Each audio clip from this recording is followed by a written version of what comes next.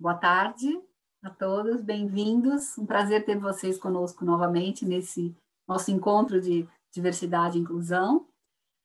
Meu nome é Mara Turola, eu sou gerente de treinamento, de desenvolvimento de talentos, diversidade e inclusão aqui na Linhat. Cuido da prática, né, diversidade, e a gente tem um pequeno histórico aí já dentro do tema, né? Nós trabalhamos desde 2017, né, de maneira estruturada, realizamos uma pesquisa global, desenvolvemos uma solução para apoiar as organizações dentro do tema diversidade e especificamente dentro do tema de equidade de gênero, né? A ideia hoje dessa nossa conversa com o Cláudio, que eu já vou apresentar para vocês, é que ele tenha um espaço para a gente conversar, fazer algumas perguntas, ele possa responder, e vocês fiquem à vontade de mandar as perguntas de vocês para o chat, né? E aí, no final, a gente reserva um tempo também para incluir as perguntas de vocês na nossa conversa, tá? O Cláudio, né? O Cláudio Garcia vive em Nova York, né? Ele é onde atua como empreendedor e conselheiro de empresas, é professor adjunto de gestão global na Universidade de Nova York, desenvolveu a carreira dele em diversos segmentos como alimentos e bebidas, entretenimento, mídia, né, bem variado. Por 14 anos, integrou o Comitê Executivo Global da LHH-DBM, onde ocupou a presidência da América Latina e depois vice-presidência executiva global de estratégia e desenvolvimento corporativo. Cláudio é engenheiro civil, com pós-graduação em gestão de negócios e é mestre em ciências do comportamento. E é uma honra ter o Cláudio aqui com a gente, com esse assunto. O Cláudio escreveu um artigo recentemente no Valor Econômico, provocou muitas pessoas, fez com que todo mundo pensasse ou se manifestasse sobre o assunto. Daí, nosso convite para o Cláudio para abrir essa conversa com os nossos clientes. Bem-vindo, Cláudio. Prazer estar aqui, Mara. Um prazer estar aqui conversar com todos vocês. Boa tarde a todos. Cláudio, quando você escreveu, né, o artigo, houve uma reação muito grande das pessoas. De onde veio o interesse pelo tema, né, e por que, neste momento, escrever sobre isso? Muito bom. Engraçado, né? O interesse pelo tema faz parte da minha vida, né? Eu tive 3 mulheres muito fortes na minha infância, principalmente minha mãe, né? Posso comentar rapidamente sobre ela. Minha mãe sempre foi a principal provedora da casa, né? E ela sempre era engraçado. Eu sou do Nordeste, eu sou de Sergipe. Vocês podem imaginar que há 40 e tantos anos atrás era um ambiente ultra, né, machista, né, muito regulado pelo patriarcado. E ter uma mulher que sustentava a casa não era uma coisa normal. E isso, para uma cabeça da criança, que é, no caso, minha cabeça, né, soava muito estranho, porque eu ia para a escola e eu tinha meus amigos, né, com os pais poderosos, com os pais fazendo algo que era mais importante do que as esposas deles faziam. Então, isso sempre foi meio confuso na minha vida, rendeu várias sessões de terapia, sempre me acompanhando. Eu tenho outras 2 mulheres muito fortes, que eram uma avó e uma tia minha também, que eu vou entrar em detalhes agora, mas isso sempre foi um assunto forte para mim, essa questão do feminino, do masculino e da presença da mulher sempre foi trocada na minha percepção, e isso gerou muito conflito pessoal, né, problema pessoal. E isso, obviamente, deixa a gente um pouco aguçado para as distorções, né? Com quem você se relaciona, com seus amigos, a forma como os homens tratam as mulheres, isso sempre foi algo aguçado na forma como eu olho o mundo, como eu observo o mundo. E sobre o artigo, assim, esse é um artigo que, na verdade, eu estou planejando escrever ele já tem uns 3, 4 anos. Eu já escrevi vários artigos sobre diversidade para o Valor Econômico, sobre mulheres, escrevi vários há 5, 6 anos atrás. Eu acho que o tema não estava tão sensível assim. Agora, esse especificamente, há uns 8 meses, 1 ano e meio, eu já tenho uma ideia na cabeça, já sabia o que eu queria escrever. Simplesmente outras oportunidades passaram na frente, eu escrevi mais rápido. Essa foi a realidade. Então, veio agora, nesse último mês, o artigo, simplesmente porque eu coloquei ele no papel, mandei, né? Mas era uma ideia que já vinha na minha cabeça de observar o que está acontecendo nas empresas, né? E ver que tem uma inconsistência, né? Que não fazia sentido para mim, e que eu acho, na minha opinião, que as empresas apesar de estarem ganhando de um lado, estavam perdendo, não estavam conseguindo avançar em outros, né? É óbvio, né? Só olhar para a quantidade de mulheres em posições de decisão ainda é muito baixa. Estamos evoluindo a passos de tartaruga e com retrocessos muito grandes, como o que aconteceu agora com a crise. Então, o que é que está faltando? O que é que está faltando? Né? E na minha cabeça está faltando algo muito óbvio, né? Que quem ainda toma as decisões que possam impactar esses processos, que possam impactar mais inclusão nas posições de decisão das organizações é quem está lá, que é predominantemente homem. A gente está falando de 95% homem em organizações, 94, 93% na política. Né? Todo lugar que você olha onde estão as principais posições de poder, no caso das organizações, o C-level, né, como muitos chamam, você vê que a predominância de quem está tomando a decisão é homem. Se não mudar esse processo de decisão e como eles observam o que são sistemas de gestão, o que é a contribuição da diversidade para a estratégia da organização, para as decisões que se tomam sobre clientes, nada vai mudar. Então, a minha provocação foi essa, que mulheres já estão preparadas. Assim, não tem... É engraçado, e isso é um problema sério quando você se fala de diversidade ao longo da história, que toda vez que se identifica o problema com diversidade, geralmente se atribui a culpa, ou pelo menos a oportunidade de melhoria, a quem não está integrado, que no caso são as mulheres, são os afrodescendentes, são todas aquelas minorias que não estão sendo integradas, sem a mínima preocupação se essas pessoas já estão preparadas ou não para subir. Muitos homens despreparados sobem para o poder muito fácil. Por que não mulheres super preparadas que estão aí, por exemplo, que poderiam estar ocupando outras posições? Então, esse é um pouco do histórico que me levou a escrever esse artigo. Você começou contando um pouco da tua história pessoal, da tua origem, da tua família, que te sensibilizou para o assunto. Como é que a paternidade hoje também te afeta com relação ao tema diversidade? Eu tenho 2 filhas, engraçado porque eu sempre quis filha, né? Assim, se viesse um menino eu estaria super feliz, sem dúvida, mas assim, o desejo era de uma filha e veio, então sou super feliz por elas, super participativo, né? Sei muito da vida das minhas filhas, converso bastante com elas, estou muito presente, sempre fui um pai muito presente em tudo, né? Até hoje sou eu que dou banho, ponho para dormir, então impossível não acreditar que isso não tenha influenciado a minha forma de olhar para esse contexto, né? Eu acho que mais inconsciente do que consciente. Certo. Por que você acha que é tão difícil? Às vezes a gente apresenta algumas pesquisas em algumas organizações e tem uma reação, né, majoritariamente masculina aí de desconsiderar os números, né, de ter dificuldade de aceitar um número, quando a gente sabe que às vezes um número, uma pesquisa bem feita, é um argumento muito forte para desconstruir vieses, né? É a razão ali sendo exposta para você repensar o motivo dela. E é muito difícil, às vezes, esses números serem aceitos, mesmo tendo uma fonte muito bem fundamentada. Por que você acha que os homens estão com tanta dificuldade em lidar com esses números? Eu acho que é o seguinte, os números, não é que eles não aceitam, eu acho que até tem quando se apresenta esses números, eles observam e reconhecem a realidade. O que eu não sei é se eles sensibilizam, e aí geralmente tem um problema, tem um viés que é muito tradicional em empresa, que é as pessoas não se sensibilizam com números, ao contrário, toda vez que você... Vou dar um exemplo, se tiver uma tragédia de uma criança que caiu por irresponsabilidade, por algum momento, por algum motivo de um prédio, você tem notícias sobre o acontecimento dessa criança, se os pais são responsáveis ou não, se foi assassinato ou não, por semanas. Você tem uma vítima que você pode personalizar e dizer, coitada dessa criança, como ela vivia, o sorriso, as fotos antigas, né? As pessoas se sensibilizam por uma história de uma pessoa. Toda vez que você coloca uma estatística, você chega, X crianças foram abusadas pelos pais, X crianças pularam do prédio, os pais jogaram.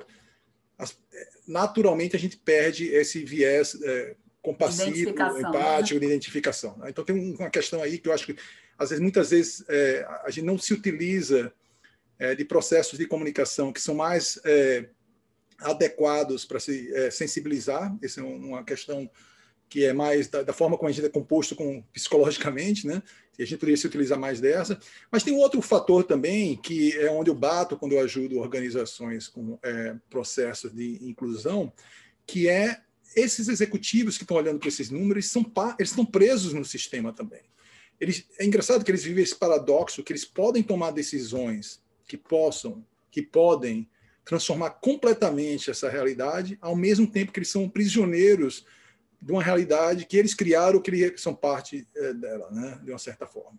Então, sistemas de gestão, formas de relacionamento com os acionistas, as pressões que eles estabeleceram para eles mesmos de gerar resultado, as crenças que predominam, até coisas muito simples, como, por exemplo, estabelecer o que é um talento numa organização. No momento que você define o que é um talento, isso vira um mapa de competências, que isso vira quais são os valores culturais da nossa empresa, essas coisas, de uma certa forma, a forma como é interpretado por eles, vem carregadas, né, de designs masculinos, de ideias masculinas, de quem é esse talento, de como os talentos devem se comportar. Então, eles são presos dessa realidade. Não é uma realidade que você muda de uma hora para outra. Eu gosto de falar que a maioria das pessoas que você conversa, né, quando você olha e tem uma conversa razoável sobre o quão preparadas as mulheres estão para assumir posições de liderança, ou quão capazes elas são, ninguém discorda. Ninguém discorda. Então, não é que essas pessoas são machistas ideológicas, apesar que existe bastante aí, né? Eu acredito que pelo menos 30%, existe 30% de pessoas que são ideologicamente machistas na sociedade, só olhar o tipo de comportamento nessa polaridade política, tem várias formas de se observar isso. Mas a maioria não são. Existe o machismo, como você falou, estrutural, e o machismo que eu chamo por hábito. A gente está habituado a ser machista e não consegue, é automático. Da mesma forma que se eu perguntar para vocês que lado vocês abrem uma torneira e ninguém vai responder, ou ninguém pensa como quando vai dirigir um carro, agora vou apertar o freio, agora vou apertar a embreagem. Ninguém pensa nisso, é automático, é a mesma coisa. Ele tem um machismo por hábito que está incutido na forma como nós agimos, né? Se você não muda a forma de criar hábito, a forma que estimula os hábitos a serem criados, a serem desenvolvidos, nada vai acontecer. Uhum. Você comentou no começo da tua fala o quanto tempo, né, que a gente levaria para cobrir esse gap, né, de equidade de gênero nas lideranças.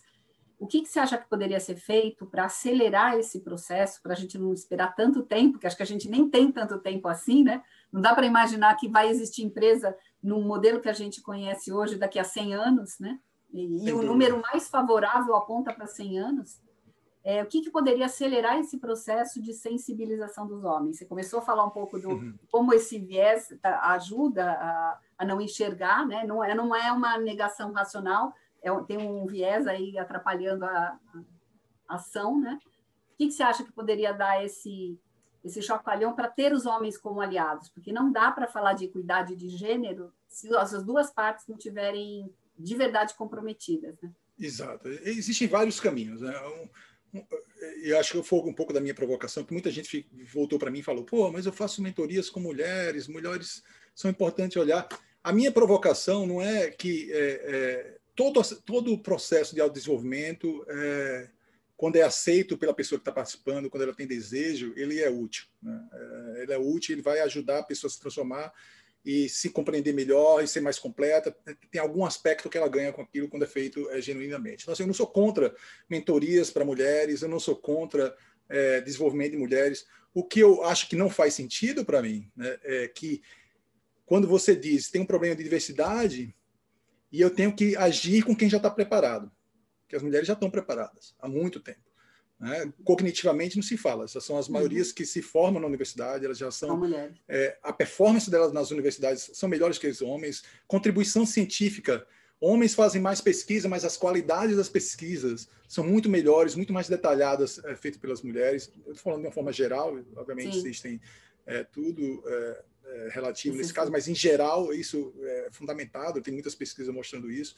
Então a minha provocação é você tem que agir em quem está boicotando esse processo, que não são as mulheres, né? Ou se são as mulheres, são por outros motivos que não aqueles que estão sendo treinados as mulheres. Tem um segundo ponto aí que para mim é um equívoco muito grande, é que muitas vezes esses programas se utilizam de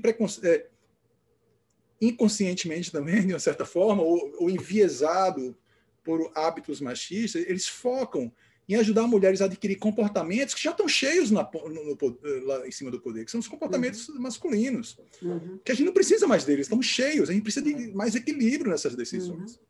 Né? O que a gente precisa da mulher genuinamente chegando lá com a visão delas de mundo. O que eu acho interessante aí não é a mulher ou o homem, a gente precisa do princípio feminino e do princípio masculino dentro de cada líder para enfrentar essa complexidade que a gente está vivendo e vai ter pela frente ainda, né? Eu concordo, mas não dá para ignorar que, pela forma como a sociedade foi estruturada nos últimos 100 anos, nos últimos milhões de anos, né? Mas 6 mil. O feminino está predominantemente entre mulheres hoje. Não que homens não tenham características femininas também ou saibam lidar com valores femininos, né? Sem dúvida nenhuma. Então, não dá para ignorar isso, né? E isso tem muitas pesquisas mostrando isso. Então, primeira coisa que a gente tem que observar é o foco não é integrar a partir do desenvolvimento das mulheres. O foco é integrar a partir de ajudar os homens a compreenderem o quanto eles estão boicotando. Então, tem, obviamente, para mim, tem que ter um foco, principalmente nesses líderes que estão no topo, de como eles estão interferindo nesse processo e, obviamente, educar os novos líderes com essa percepção mais inclusiva. A gente fala de mulher, mas tem outros elementos de diversidade que são importantes também. Sim. Esse é o primeiro ponto. Mas tem uma ressalva desse ponto, esse é um movimento de longo prazo, né? De longo prazo. Desenvolvimento, eu sempre falo isso em tudo que é apresentação minha, né? Ou conversa que eu tenho, que é que nem terapia. É assim, terapia a gente leva anos para mudar um pedacinho da gente, né? É um esforço muito grande que vai vir muito lá na frente. Ele sensibiliza, fica mais aberto. São 5 anos para a gente começar a ter novos hábitos, para começar a se comportar diferente. Então, não é um processo que é importante, porque dá genuinidade a toda a transformação, mas não é o que vai transformar mais rápido. E o outro ponto, né, para finalizar a sua pergunta, que eu acho que as organizações deveriam investir muito, é olhar para como esses sistemas de gestão que são predominantes em organização são enviesados e favorecem a ascensão de modelos masculinos. Né? Esses modelos foram construídos pensando no homem médio, na predominância do homem, quando você olha para os valores, para, por exemplo, autoconfiança, competitividade, são valores essencialmente que são presentes nessa teoria nessa compreensão do estereótipo do masculino. Então, e tem vários elementos simples. Na hora que você faz o performance appraisal, né, na avaliação de performance, na hora que você recruta as pessoas, na hora que você pensa em budget, por exemplo, existem vários desses processos que sutilmente estão colaborando para manter isso aí. Então, eu sempre falo, você quer mudar essa realidade, primeiro você tem que acreditar que a diversidade vai gerar muito mais valor para a sua organização, isso é fácil de mostrar. Segundo, você tem que fazer uma auditoria dos seus processos, né? Um gender audit, um diversity audit, para ver o quanto essa qualidade da diversidade está permeando a organização e chegando ao tempo. A nossa abordagem olha muito isso, né? A gente sugere muito essa visão sobre os sistemas todos que interferem nesse resultado, desse gap que é gerado depois. A gente trabalha com a sensibilização do nível de cima, fortemente com os líderes que estão produzindo, né, desenvolvendo essas mulheres para a carreira, mas eu tenho sentido ultimamente as empresas querendo mais, né? Querendo conversas com os homens de uma maneira muito ampla, para acelerar esse processo, né? Exato. O que você acha que passa pela cabeça, né? O que os homens, né, e as organizações ganham ou perdem com essa diferença de gênero? Você fala quando eles chegam no poder? O que eles perdem? O que os homens e as organizações ganham ou perdem com a equidade de gênero na liderança? Esse olhar, o fato de ter homens, um número equilibrado... Entendi, desculpa. Sim, assim, é uma ameaça para os homens, né? Porque existe uma pressão normal quando você assume, principalmente os talentos, aqueles que são nomeados talentos, que aí uma outra questão que podemos discutir em outro momento, né? Que a gente tem um sistema de carreira que estimula a promoção, estimula subir para uma posição maior, que estimula o título, né? E os homens são mais sensíveis a essa relação com título, com poder, né, por questões sociais e biológicas também, né? Então, os homens são mais sensíveis. Então, é óbvio que, mesmo que eles falem que não tenham receio, que racionalmente tudo faz sentido, existe um processo também consciente, né, um processo sutil de boicote a esse processo, né, porque não tem jeito, assim, pelo menos até essa questão se igualar e as oportunidades abrirem, pelo menos para a alta posição, né, você vai ter menos homens sendo promovidos do que era no passado. Né? É diferente quando se fala para as posições de entrada nas organizações ou posições mais operacionais, que aí existe uma falácia, né? Que todo mundo acha que, por exemplo, se você traz pessoas mais novas ou se você mantém as pessoas no trabalho por mais tempo, porque elas estão se aposentando mais tempo, vai estar tirando a posição de outra pessoa. Né? Não existe isso. Né? Ao contrário, se você mantém pessoas no trabalho de diferentes segmentos, você gera mais oportunidade. Mas no topo das organizações não tem jeito. As organizações também estão ficando mais flat, é natural que você tenha, se tiverem mais mulheres ou outras classificações de gêneros outros gêneros subindo para as organizações, é natural que você tenha menos homens sendo promovidos, e isso, obviamente, é algo que eles vão ter que trabalhar, eles vão ter que lidar. É uma possibilidade. Então, isso é bom ou ruim? Eu acho que é bom para toda a sociedade, né? Mas pode ser ruim. Sim. No conjunto, sim, é que nem a vacina. A vacina evita o Covid, na maioria das vezes, né? Pode ser que não evite, mas no conjunto da sociedade evita que se contamine, por exemplo, um ao outro. Então, a gente percebia que esse movimento, né, de crescimento do foco da sociedade, das organizações com relação à diversidade e inclusão, já vinha crescendo de 2017 para cá de uma maneira mais marcante. E a pandemia, né, realmente escancarou e fez com que as pessoas realmente pensassem muito mais nesse tema. Olhando para isso, você acha que esse foco realmente é uma coisa que vai se agregar à cultura à cultura organizacional como um todo, né? Esse mundo corporativo, ou é aquelas mais uma onda que vem e vai? Como é que você vê esse momento, né? Eu acho que sempre tem um risco, como a gente já viu no passado, não é a primeira vez que existe uma onda como essa de inclusão. Eu acho que agora está mais forte, que você teve o Me Too Movement, né, que foi um pouquinho antes da pandemia, e você tem a questão do Black Lives Matter, que tudo isso reforça essa questão de inclusão dentro das organizações. Existe obviamente, toda a pandemia deixou mais sensível o quanto as mulheres são sobrecarregadas com o trabalho não pago, que é o trabalho dentro de casa, né, cuidar de filhos, dos pais, das tarefas da casa. Então, assim, está sensível ao ambiente. A minha grande pergunta, né, observando e tentando analisar os movimentos que aconteceram no passado, é que, da forma como nós estamos agindo, existe muita pressão social, isso é bom, não é ruim, mas a forma como a gente está estruturando é como se fosse repetição do que não funcionou no passado. A gente está focando muito em grupos de afinidade, em programas de desenvolvimento dessas minorias para assumir, um pouco do que a gente já falou antes, que são importantes. Por exemplo, o grupo de afinidades entre mulheres é importante porque mostra uma para a outra, se reconhecem na outra, elas conseguem ver que não é só ela que sofre aquilo tudo, ou que tem uma percepção do mundo dessa determinada forma. Mas quando você olha para trás, toda vez que teve uma crise, estava comentando isso um pouco antes de entrar aqui, é estruturalmente frágil isso volta para trás. E aí é onde entra a minha provocação, que e vai ser assim enquanto não se mudar a forma como se toma decisão, que é predominante masculina. E vai ser assim enquanto a gente não criar outros modelos de gestão, que são até melhores para gerar performance para as organizações, que não são exatamente modelos de gestão que não são exclusivos da diversidade. Né? Isso é tão forte, Mara, assim, existe um data gap, né, um gap de dados sobre a mulher no mundo histórico. Quando você aprende história, você não sabe quem são as heroínas do século XV ou do século XVI. São pontuais, é um ou outro. Toda a história do homem. Agora isso, né? Toda a história do homem é construída com vieses masculinos. E mais do que isso, né? Quando você olha como o mundo é desenhado sobre a ótica de um homem médio que pesa 70 quilos, né? Hoje já pesam muito mais, mas pesa 70 quilos e tem determinado estereótipo.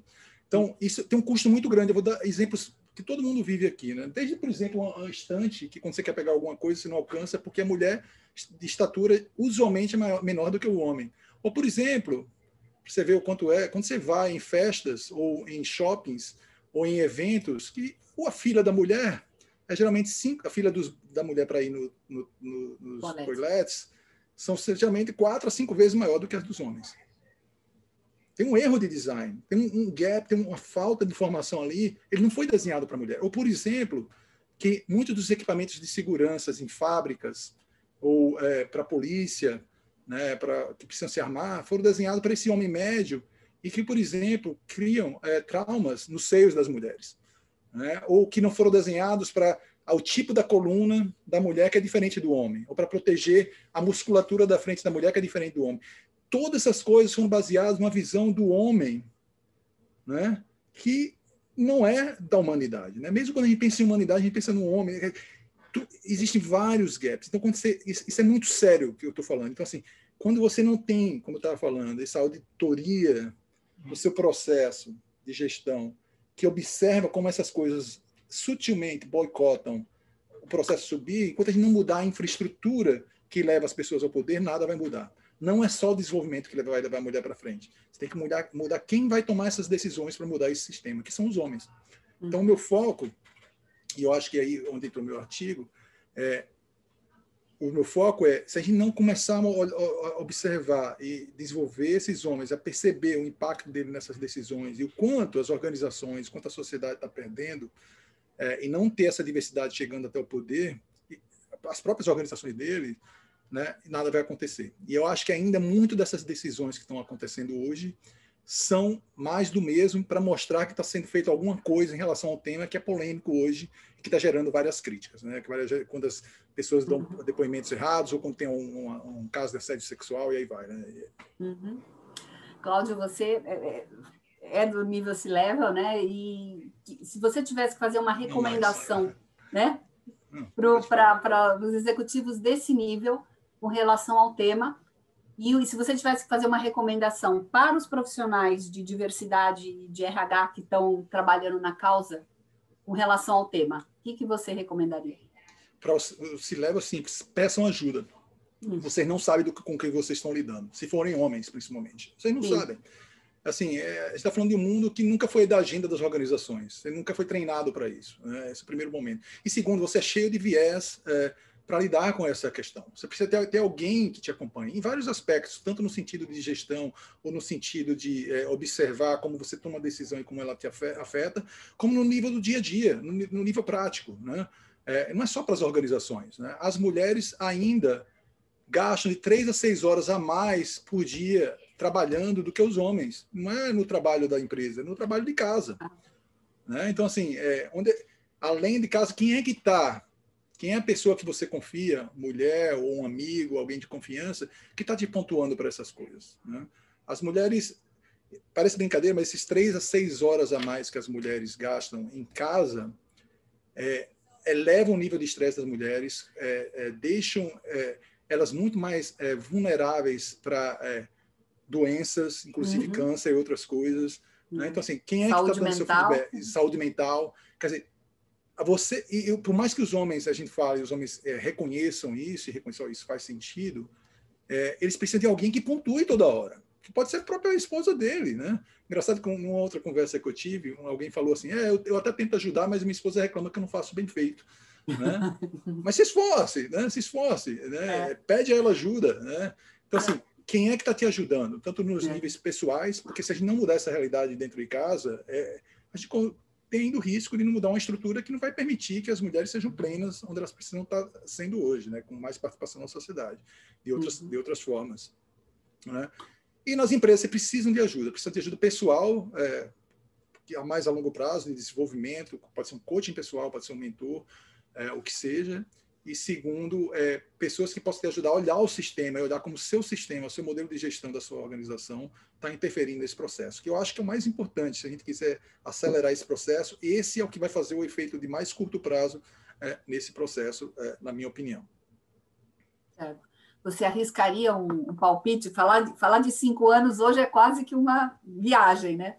Você arriscaria dizer como é que você acha que as organizações estarão e a sociedade estará daqui a 5 anos com relação ao tema? Eu geralmente me considero um otimista realista, né? Sim. Assim, a minha forma de olhar para esses processos, né? Assim, esses processos são muito frágeis, né? Eles não são, por exemplo, você não controla muito. Você controla, por exemplo, não é que você controla, mas você consegue predizer mais, por exemplo, quando vai ser as faixas etárias predominantes daqui a uns anos, porque você vê as tendências e é muito difícil mudar essas tendências. Mas, nesse sentido, eu prefiro trabalhar com a cabeça de probabilidade, né? Eu acho que é altamente provável que mudanças ocorram, mas também existe uma grande probabilidade de a gente não mover nada, ou mover muito pouco, como já vem acontecendo nos últimos anos. Eu acho que é mais provável que algo aconteça, porque tem sim uma sensibilização muito maior agora. Eu acho que se voltar para trás, vai ter muito mais polarização social que a gente já está vendo, né? Porque a questão não é só das mulheres, a questão é da diversidade, das minorias, e a gente tem que tomar cuidado que a gente fala minorias dentro das organizações, porque não são minorias fora das organizações, são maiorias grupos minorizadas, né? Exato. Então, assim, se a gente não mudar essa realidade, outras pressões sociais grandes virão aí que podem gerar problemas muito mais sérios. Então, eu acho que existirá uma tendência de mudar. Mas podemos voltar para trás. A gente está voltando para trás em vários aspectos, né? Políticos, institucionais. Né? Existe sempre essa possibilidade também. Então, é difícil prever qual é um tempo, porque a gente precisa de ação. Eu acredito muito mais, por isso que eu sou realista, a gente precisa de ação. A gente precisa um CEO tomando uma decisão que ele vai fazer uma auditoria dos processos dele para entender o quanto eles boicotam essas organizações. E com a cabeça pensando que sim, se eu trouxer essas pessoas para o topo do poder, ou que se esse processo acontecer naturalmente como deveria ser, eu vou ter uma organização muito mais efetiva. Né? Tem que acreditar numa realidade que já foi provada, mas que pouco conseguem tirar partido dela, né? Por exemplo. Então, eu preferia não prever, mas dizer, existe uma possibilidade, mas só vai acontecer se a gente começar a agir, se a gente começar a fazer as coisas certas e diferentes do que a gente vem fazendo já há mais de 20, 30 anos, que não tem mudado muito as coisas. Eu sou otimista também, considerando a questão das gerações. Falar em interseccionalidade, né? A gente está cometendo uma entrada de uma geração que já pensa diferente a questão de gênero, né? E acho que isso também pode provocar de alguma forma, acelerar esse processo, né? É engraçado, porque todo mundo fala isso, mas não é o que eu tenho observado. Eu acho que, dependendo do ciclo social que a gente anda, a gente cria essa realidade na nossa cabeça. Mas quando você olha outros ciclos sociais que você não participa, né, eu comecei a ficar atento a essa realidade e ver, por exemplo, revistas, né, magazines ou jornais de outros grupos sociais que eu não participo, eu comecei a notar que não é bem assim, não. Existe muita diversidade entre os jovens, inclusive ideológica, né, inclusive de hábitos, de como eles acreditam que é o mundo. Então, tem que tomar muito cuidado com esse isso. aspecto. Então, tá bom. Vamos começar aqui com as perguntas dos participantes aí. Uma pergunta da Adriana Greco. Muitas empresas entendem que a solução para a questão seja criar cotas para a contratação de mulheres. Acredito que não se trata apenas disso. Você poderia comentar? Olha, assim, pode ser uma solução? Pode, uma solução forçada para se chegar lá, mas o que eu tenho visto é quem foi bem sucedido nesse processo, e tem várias empresas que conseguiram mudar essa realidade, eles fizeram mudando o design da organização, não estabelecendo cotas. Mudando o design. Eles estabeleceram cotas de maneiras inteligentes. Por exemplo, se eu vou recrutar para uma posição, os candidatos, eu tenho que ter um shortlist que representa a sociedade. A sociedade é 50% homem, 50% mulher, ou um pouco mais mulheres do que homens no Brasil. Mas mínimo, né? Então, assim, você tem que ter um shortlist para ser justo que representa a sociedade. E o segundo ponto que eles tomaram muito cuidado foi como é que o meu processo e o design, depois que eu coloco essas pessoas para dentro, favorecem quem é o melhor. E o melhor não é necessariamente o que a gente diz que é o melhor hoje nas organizações. Os nossos conceitos de talento, eles são enviesados, eles privilegiam psicopatas, eles privilegiam narcisistas, eles privilegiam autoconfiança, eles privilegiam competências ou características que não tem nada a ver com competência e com performance. Então, essas organizações começaram a olhar para isso e começaram a eliminar esses aspectos desse processo de decisão, começaram a rever como é que se reavalia a performance, como se estabelece metas, né, qual é o processo para se estabelecer isso, quais são os rituais das reuniões. Então, eles conseguiram mudar o design e, naturalmente, a coisa aconteceu. E aí você não tem a polêmica que a cota pode causar quando você estabelece isso dentro da organização. E eles foram super bem-sucedidos. Existem várias organizações que chegaram em estágios mais avançados quando se fala de diversidade e inclusão. Tem até um amigo que mora aqui em Nova York, ele sempre fala que você quer mais mulheres no poder, você tem que parar de favorecer os homens incompetentes de chegar lá.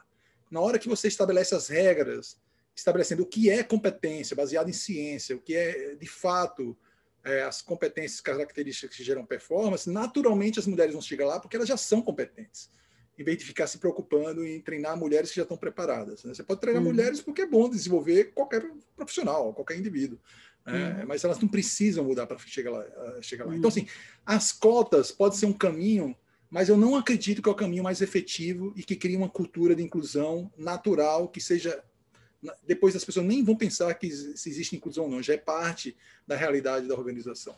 Elas sabem se beneficiar da diversidade, elas sabem se beneficiar de quem é diferente e de como se decide junto e aí vai. Então, essa é a minha opinião. Eu acho que tem maneiras mais rápidas e menos polêmicas que não cria críticas. Muda a sua referência do que é talento, deixa as coisas acontecerem dentro das organizações.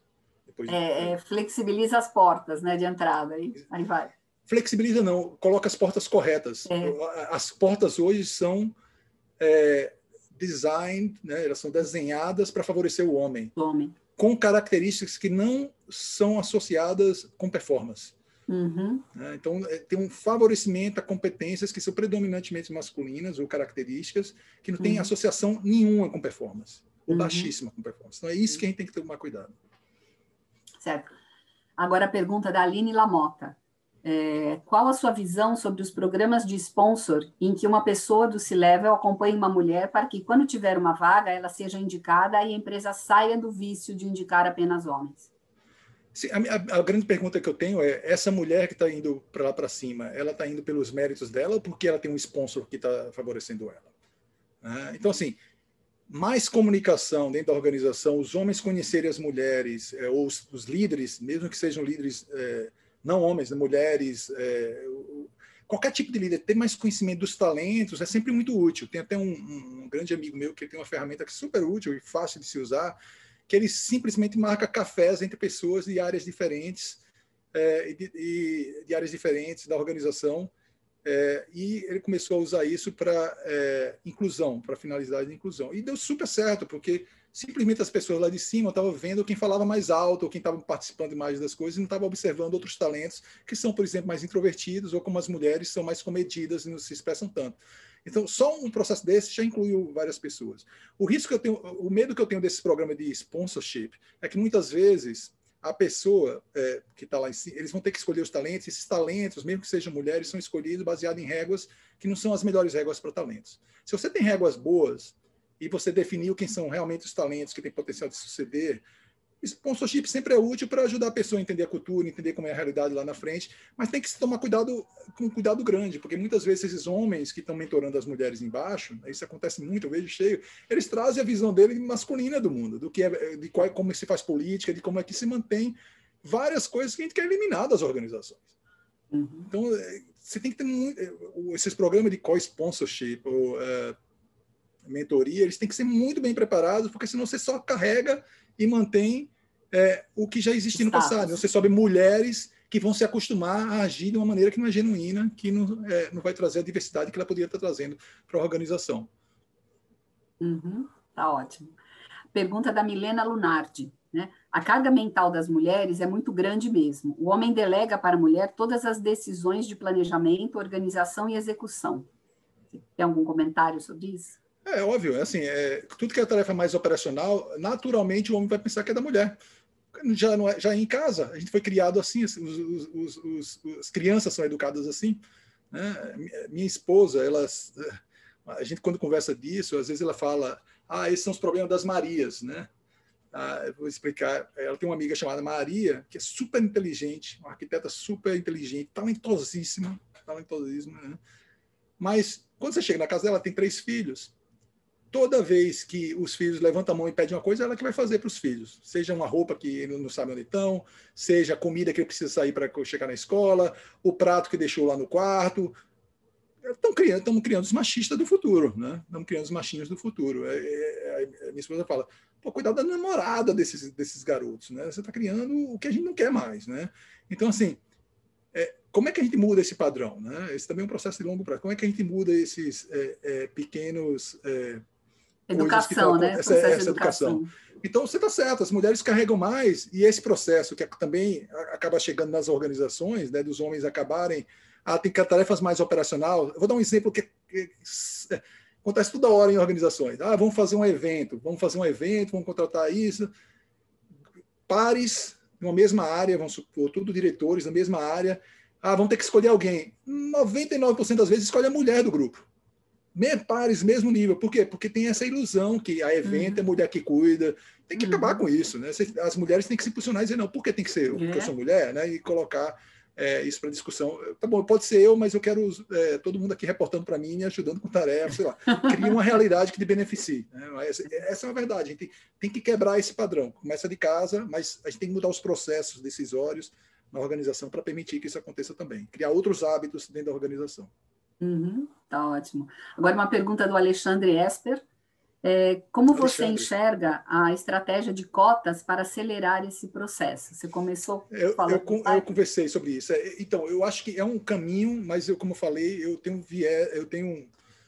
um viés contra ele. Eu acho que tem formas muito mais efetivas de se fazer isso, né? Que é revisando o que é talento e o que é talento de fato, usando ciência para mostrar o que é talento e como é que você tem que selecionar talentos e desenhar a organização para favorecer esses talentos a se manifestarem. Quando você faz isso, naturalmente as mulheres vão crescer. Você não precisa criar cota, que geralmente cria polêmica com os homens. Não, você vai criar um ambiente onde vai ter meritocracia de fato, e não um mito de meritocracia que a gente vive hoje. Né? Mas você tem que revisar o que é talento da sua organização e reestruturar processos que hoje, na maioria das vezes, muitos dizem que é de RH, mas não é. Por exemplo, a maioria desses processos de performance, o controle final é de finanças. Né? Então, se você muda como isso acontece dentro das organizações, naturalmente as mulheres vão crescer e vão chegar lá em cima. Obviamente, com programas de comunicação e com programas de suporte e de ajudar os homens a compreender essa realidade e tomar as decisões que precisam ser tomadas. Acho que com relação à cota, se a decisão da empresa for se a situação for tão grave a ponto de uma solução estrutural não ser viável, a cota ela é uma solução temporária, né? Ela tem que ficar claro que é por um período X até que o número melhore ou que as estruturas esteja melhor desenvolvida para que o processo flua normalmente. Né? Eu sou a favor de cotas mais para outras minorias em organizações. Sim. Minorias que a gente precisa, que tem outros aspectos de inclusão que a gente não observa nas mulheres, né? Que eu acho que é outra conversa e era bem polêmica, mas eu acredito muito em cota para outras naturezas de diversidades que são representativas na sociedade e que não são nas organizações. Mas isso é outra conversa. Dentro do tema cota ainda, a Clarissa quer saber qual a diferença entre o shortlist que você mencionou, né, no processo de seleção, e a definição efetiva de cota. A definição efetiva de cota é você precisa contratar uma mulher para essa posição, para até você chegar em X% de mulheres na organização. O shortlist, e se você tem um processo de seleção justo, não um processo de seleção justo, eu posso comentar isso em 1 minuto, você traz a representação e você vai escolher o melhor.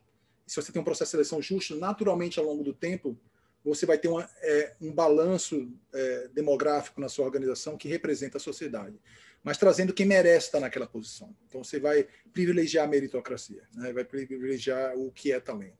E, como eu falei, muitas vezes, os processos são injustos porque eles favorecem características que são tradicionalmente masculinas e que não tem nada a ver com competência e com talento. Então, esse é um processo mais justo. E isso também tira vários outros... Isso para mulher e para homem, né? É diferente, é outra conversa quando a gente fala de outros tipos de minorias. Mas, obviamente, se você tem um shortlist que é inclusivo também de outras minorias da sociedade, isso ajuda muito mesmo. Né? Isso virou uma prática, principalmente em vários estados aqui dos Estados Unidos, em alguns países da Europa, né? graças a Deus, nos últimos anos eu tenho tido uma exposição muito grande global e eu consigo ver essas diferenças. Por exemplo, nesses lugares, Nova York, por exemplo, na Califórnia, é proibido você contratar por cota. Contra a lei, pela legislação local, na França também né, ou em outros lugares. Mas as empresas que levam a sério essa questão da diversidade, elas conseguissem ser muito efetivas fazendo esse processo, trazendo shortlists que representem a população, a diversidade, né? A diversidade da população. Eles conseguiram fazer muito bem, sem polêmica alguma. Na hora de contratar, eles têm que ter um processo justo que contrate quem é o melhor e consigam provar que é o melhor, tem argumentos concretos porque é o melhor. Aí eles estão conseguindo fazer isso daí, né? Então, tem uma restrição legal que permitiu eles fazerem isso. Então, quando você compara outros lugares que escolheram por cota, o que você vê é que muitas vezes a cota ajuda a colocar as pessoas para dentro, mas como você não pensou todo o processo, não desenhou, não fez o design da sua organização, todo o processo para permitir que a inclusão também aconteça, as cotas ficam frágeis. O que acontece? Você traz cota e rapidamente, a primeira crise ou primeira reestruturação ou aquisição, tudo vai por água abaixo. Você fica na diversidade, você resolve o problema da diversidade, mas não inclui efetivamente porque aquilo não está sustentado, né? Toda discussão da cota leva a uma discussão política de se estabelecer os critérios, as cotas, e esquece a discussão mais importante, que é o desenho da organização, que permita que essas pessoas, ao entrarem, permeiem toda a organização. Então, desvirtua um pouco, né, o que precisa. Pode funcionar? Pode funcionar. Né? Mas eu acho que tem outras maneiras mais efetivas e mais sustentáveis a longo prazo. Ao longo tempo. Essa é a minha opinião. Tá. A Letícia está querendo saber se você consegue dar um exemplo de alguém que era muito enviesado, mas conseguiu mudar o mindset depois de receber ajuda, ao entendimento de que capacidades técnicas podem ser melhoradas, mas comportamentos estão arraigados e pessoas não mudam. O que você acha disso? Olha, como eu falei em algum momento aqui da conversa, né, todos esses processos de desenvolvimento, eles são de longo prazo, eles demoram para acontecer. Eu conheço muitos amigos meus que mudaram. Muitas pessoas que são próximas de mim que passaram por um processo de transformação pessoal enorme. E ainda carrego, eu posso dizer, eu ainda carrego muita coisa machista. Não preciso, quem sou eu para não dizer? Eu coloquei todo o meu artigo, nós, homens, me incluindo também, né? Claro, a gente é criado, se a gente ignora que a gente vai carregar, mesmo que inconscientemente, durante muito tempo, aspectos machistas, a gente ignora e não reconhece isso, a gente não se permite mudar, não se permite transformar. É tão simples assim. Concorda? Então, assim, tem muitas pessoas transformando. Agora, não significa que é fácil. E não significa que todos vão se sensibilizar e transformar na mesma velocidade. Né? Não é verdade. Por isso que o meu foco, né, quando eu olho para isso, primeiro tem que ter um foco em homens, mais do que em mulheres, eu acho, para mudar essa realidade. Esse é um processo de longo prazo, como eu falei, porque demora para se sensibilizar e demora para chegar nos comportamentos que se esperam, né? Mas, no curto prazo, você já pode criar sistemas, processos de gestão, um design organizacional que criem novos hábitos. Porque o que a gente precisa é de novos hábitos. E o que está acontecendo hoje, socialmente, é que a maioria dos hábitos que são provocados para a gente, que faz a gente agir automaticamente, são enviesados para o homem médio masculino que está ali, que foi como se pensou as organizações há 100 anos atrás, que os trabalhadores eram predominantemente homens nas posições de gestão, e que permanece até hoje. Então, a gente passa 95% a 99% do nosso tempo no automático, a gente não fica pensando muito nas coisas. Você entra numa organização, você tem que fazer budget, você tem que ir em reuniões que já são pré-estabelecidas como funcionam, você tem que fazer performance management, você tem que reportar resultados. Todas essas coisas forçam vocês, todos nós, em hábitos que vão corresponder como a gente é percebido. É isso que a gente tem que mudar. Isso, naturalmente, se você faz dessa forma, em 3, 4 anos, as pessoas já vão estar agindo de uma forma diferente. Né? Eu vou dar um exemplo muito simples. Performance appraisal, né? Avaliação de performance. A avaliação de performance é conhecido que as mulheres são muito mais comedidas em... Muitas pesquisas mostram isso, tem aspectos novamente biológicos, aspectos sociais. As mulheres, naturalmente, se avaliam melhor ou menos do que o que as pessoas acham ela. Né? E aí, quando a mulher vai para uma avaliação de performance, ela é comedida no que ela avalia ela, né?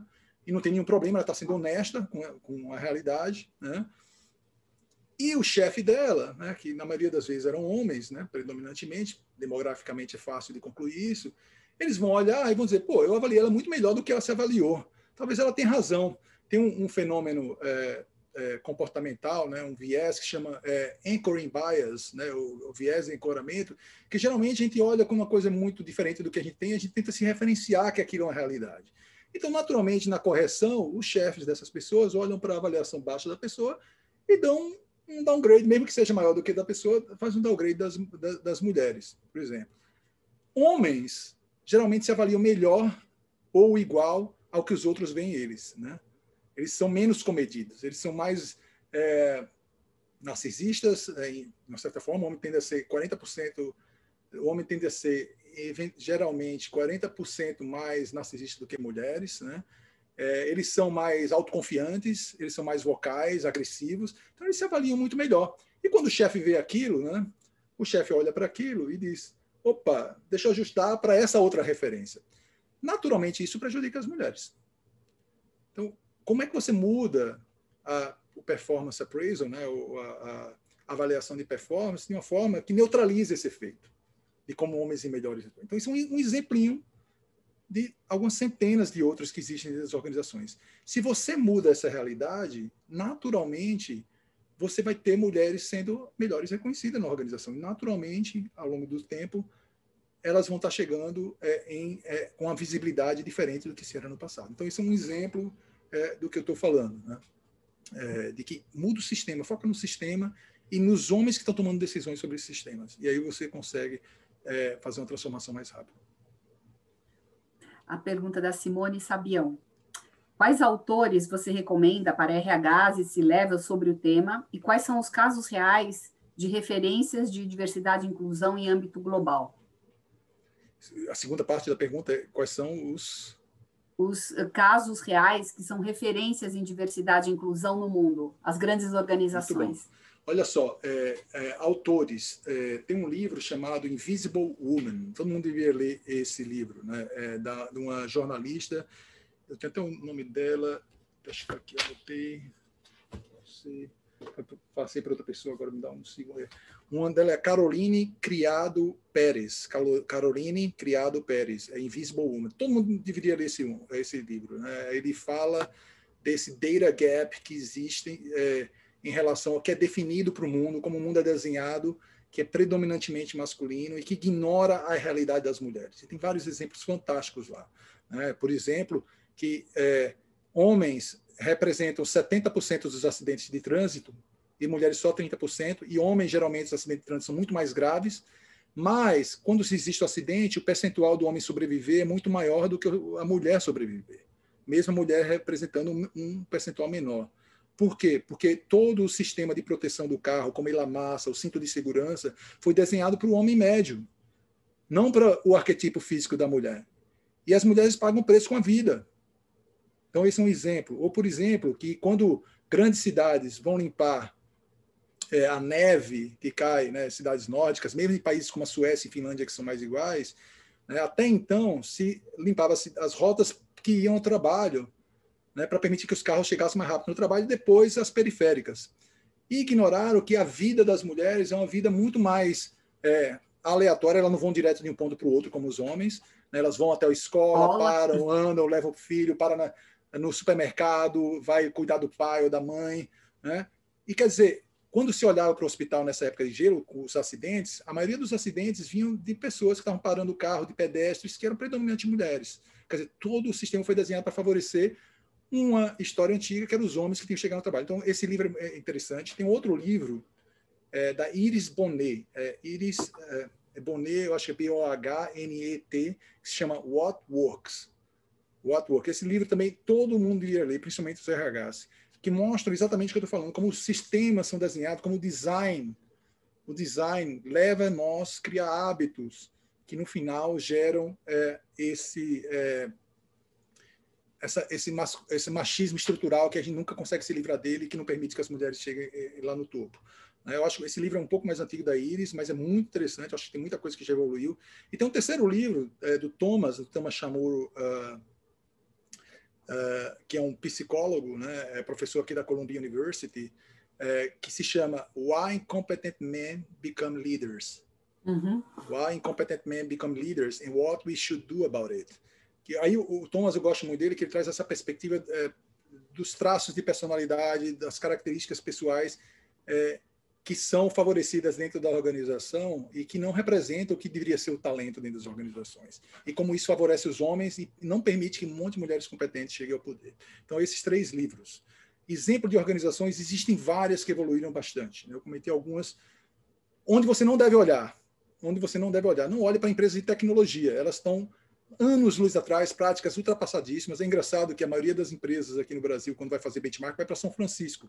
São Francisco é muito atrasado com questões de inclusão social. O mundo de startups, o mundo de tecnologia, o mundo de venture capital é um mundo que faz quando a pressão bate no teto. E mesmo assim são coisas, eles chamam de shadow window, que é para mostrar que está fazendo algumas coisas, mas é só aparência e faz nada. A pressão está sendo muito grande, isso deve mudar, eles já estão começando a investir. Mas se vocês quiserem olhar, olha para os grandes bancos, que têm mudado muito, principalmente os grandes bancos aqui em Nova York. Ainda tem muito que andar, mas eles já evoluíram bastante. Olha para as empresas de consumer goods, Unilever, J&J, por exemplo, e farmacêuticas. Essas empresas que trabalham com essas tecnologias mais de longo prazo tendem naturalmente a favorecer mais as mulheres. Olham para elas. Então, esses são alguns exemplos, mas tem vários outros também que você pode observar isso. Outras empresas que são muito fácil encontrar modelos interessantes são as Big Corporations. Paragon, provavelmente a Natura já deve ter vários, a Natura é uma Big Corporation também, né? Eu não sei como são as práticas lá dentro, mas elas podem estar absorvendo dessas como referência das outras. Mas as big corporations, elas são medidas por isso. Então, elas criam práticas naturalmente, inclusive, da sua origem, de quando elas começam. Então, é outro campo para se olhar também. Uhum. Tem um comentário do Marcos aqui, que pode ser interessante, sobre a forma como a gente se comunica com os homens, como é que isso pode ajudar um pouco nesse viés. Pelo menos foi o meu entendimento. Vamos ver o que você acha. A maioria das organizações, principalmente as americanas, falam em aumentar a participação de mulheres em posições de liderança. Será que este é o caminho? Por que não falar simplesmente em aumentar a representatividade feminina? Isso não geraria mais empatia e ajudaria na diversidade e inclusão? Eu discordo, eu acho que tem que focar na demografia. Porque aí você vai entrar numa discussão que existem homens femininos, existem... Eu concordo como conceito que você está falando, mas como realidade, para esses conceitos chegar a um nível de consciência que as pessoas saibam gerenciá-lo, estamos muito distante disso daí. Entendeu? Então, eu concordo quando eu falo assim, a gente precisa ter mais do feminino nas posições de poder. Concordo? Sem dúvida nenhuma. Mas o fato é, nunca um homem vai ter uma experiência plena de mulher. Assim, vai ter homens que vão ter experiências distintas, né? Quando você pega, por exemplo, os transexuais, eles têm uma experiência própria deles, que também é muito diversa e poderia estar agregando muito para as organizações. Uhum. Você entende o que eu estou falando? Então, assim, eu prefiro olhar para a demografia porque ela, de uma certa forma, mal ou bem, ela traz realidades que são mais próximas e que trazem perspectivas de mundo diferentes. Isso é muito importante. Eu vou dar um outro exemplo. 2 pesquisadores americanos fizeram, há poucos anos atrás, no Brasil, né? Eles pegaram toda a massa de dados de prefeituras no Brasil e analisaram as prefeituras que eram geridas por mulheres durante 14 anos. O período de dados foram 14 anos. As prefeituras que eram mulheres e as prefeituras que eram homens. Obviamente, muito menos mulheres, mas era estatisticamente representativo para fazer análise. As prefeituras geridas por homens predominantemente investiam em infraestrutura, né, rodovias, marketing, comunicação, né, coisas grandes, obras visíveis. Das mulheres, se investiam em educação, saúde, saneamento básico. Aí você pergunta, por quê? Porque elas são mais conscientes? Não, porque as mulheres tiveram uma experiência de vida diferente. Elas que tinham que cuidar dos filhos e com os esgotos abertos nessa cidade, dizer, não pisa no esgoto para não ficar doente, porque eu que tenho que cuidar de você. Ela que cuidava dos filhos doentes, sabia da consequência. Ela que cuidava da educação dos filhos. Ela que cuidava dos parentes doentes, das pessoas doentes, porque elas não iam para o trabalho, elas ficavam lá. Então, quando elas chegam no poder, elas trazem essa visão de mundo. E aí elas investem onde são as dores delas. Então, Imagina as dores sociais, as oportunidades sociais que nós estamos perdendo como negócios, não trazendo essas vozes para se decidir. É engraçado que, assim, até quando você olha para pesquisas de mercado, os resultados das pesquisas de mercado, eles são essencialmente uma visão masculina do que o mercado quer, né? E se perdem muitas oportunidades de mercado. Imagine um carro que sai na frente dizendo que o sistema de segurança deles foram mudados para mulheres grávidas. Uhum. Ninguém fez isso. Então, imagine o quanto de mercado você pode conquistar num espaço muito curto se você traz algo desse tipo, uma mulher que está preocupada com a criança, que está lá e descobre que nem todos os carros não são tão seguros para quem é mulher e principalmente para quem são grávidas. Então, você consegue conquistar mercados que não existem antes. Então, eu acho que, para ser mais pragmático, a demografia ajuda melhor do que trazer só os conceitos de feminino e masculino. Uhum. A Mariana tem uma pergunta aqui, que é: a indústria como um todo ainda é muito masculinizada. Qual seria a melhor saída para a inserção de mulheres nesse ambiente e depois que entra, como manter e fortalecer o crescimento? Tá bom. Muda o design das organizações. Designs que favoreçam a diversidade e o que é realmente talento das organizações. Se fizer isso, é um avanço muito grande. Porque se você está num ambiente que favorece quem você é, naturalmente você vai permanecer na sua posição. Uhum. O desenvolvimento ele é importante também, principalmente dos homens, que não estão se cuidando tanto quanto as mulheres. Assim, é impressionante. Assim, quando eu lancei meu artigo, assim, centenas de mulheres que têm grupos de afinidade, que participam de grupos de afinidade, que já estão há muito tempo se desenvolvendo, vieram atrás de mim, vieram atrás para conversar, para tentar entender qual era o meu ponto de vista. Pouquíssimos homens vieram. Os homens não têm essa preocupação com o autodesenvolvimento, até porque eles estão numa posição muito cômoda, como as mulheres têm. Então, elas estão muito preparadas. A gente precisa só criar designs que ajudem a se permanecer onde eles estão. Então, eu acho que tem uma falta de foco extremo no design das organizações, de como elas estimulam hábitos que não são saudáveis para ela e não são saudáveis para o que elas querem ser, ou pelo menos dizem que querem ser ao longo do tempo. Uhum. Vamos fazer uma última para a gente fechar, para não atrapalhar o horário, respeitar o horário de todo mundo. O Ademir, né? As organizações que estão trabalhando a equidade de gênero com os líderes e estes repassam para os liderados é o caminho certo? Ou deve ser por meio de comunicação corporativa? Olha, comunicação corporativa é a coisa mais... Comunicação corporativa é o formato mais... com mais falta de credibilidade dentro das organizações hoje. Eu estava falando com outra pessoa ontem, e ela falando, olha, eu estou com um problema sério, porque cada vez mais... Nunca a gente tinha feito uma pesquisa para saber o quantas pessoas acreditavam no que o CEO, nas comunicações que a gente tinha feito toda semana. A gente estava achando há muito tempo que a gente estava fazendo certo, aí descobrimos que não era bem assim. Vamos fazer uma pesquisa? O fato é, ninguém acredita mais nas promessas. Ninguém acredita nas promessas. Muitas organizações usam comunicação corporativa acreditando que vai mudar o mundo. Não vai. Você tem que ter fatos que as coisas estão mudando. Né? Tem fatos que as coisas estão mudando. E no caso específico de inclusão, você não muda só com desenvolvimento. Desenvolvimento é muito importante, não tenho dúvida. Você tem que mudar com a estrutura também. Você tem que mudar com o design. Então, eu bato nessa tecla porque eu não acredito que a gente vai ser uma sociedade menos machista com uma estrutura que estimula os hábitos machistas, favorece os hábitos machistas. Esse é o primeiro ponto. Então, comunicação, ela só funciona quando ela está alinhada com o que está acontecendo de fato. E segundo, nunca é top-down esse processo. Ele é total. O topo tem que dar o exemplo, sem dúvida, mas não é uma coisa que começa do topo. É uma coisa que o topo tem que refletir o que você está mudando. Você entende o que eu estou falando? O topo tem que refletir. As pessoas vão seguir o topo? Vão, mas elas vão perceber que está sendo cobrado da mesma forma na realidade delas lá. Ele é o exemplo, todo mundo está observando, sem dúvida. Eu sempre falo que o topo demora para construir, mas rapidamente destrói tudo. Por exemplo, você cria todo o programa, e você muda o design, você muda a forma como você faz performance management, você muda a forma como se recruta, como você seleciona as pessoas, como você forma times, como você estabelece metas, tudo isso. Você muda tudo, mas se o topo não representa e não faz isso, nada vai acontecer. Então, o meu approach geralmente tem sido assim, olha para como a organização você muda ela toda, em vez de ficar, é bottom-up, é top-down, não, faz toda, protegendo para que o topo não destrua, que é como é que você chega lá na frente e dá ajuda para essas pessoas, e eles permitam ser ajudados também, para que eles não destruam tudo que está sendo construído. Eu acho que esse é o grande desafio. Ótimo, Cláudio, queria agradecer imensamente essa conversa aqui com a gente. Com certeza é papo para muitas outras desdobradas aí que são possibilidades. Gostaria de agradecer a todos os participantes que estiveram com a gente aí nessa conversa e ao Rafael Santana de Marketing, que nos ajudou na organização desse evento. Tá? Uma boa tarde a todos aí. Obrigado a todos. Todas. É um prazer estar aqui.